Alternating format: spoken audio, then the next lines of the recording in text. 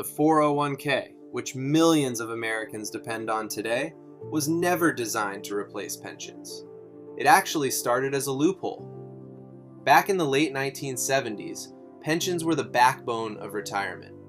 You worked for a company for decades, and in return, they promised you a steady paycheck for life. The company carried the risk, not you.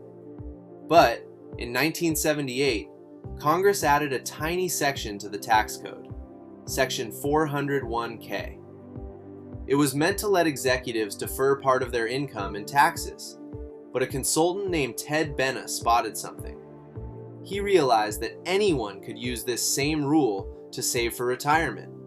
So he tried it at his company, and boom, it worked. And soon, more companies followed suit. They could now ditch expensive pensions and shift the risk onto the employee. By the 1990s, pensions were nearly gone, and the 401k took over. Americans became their own financial managers overnight. The result? Now your retirement security depends less on decades of loyal service and more on whether your investments happen to perform well.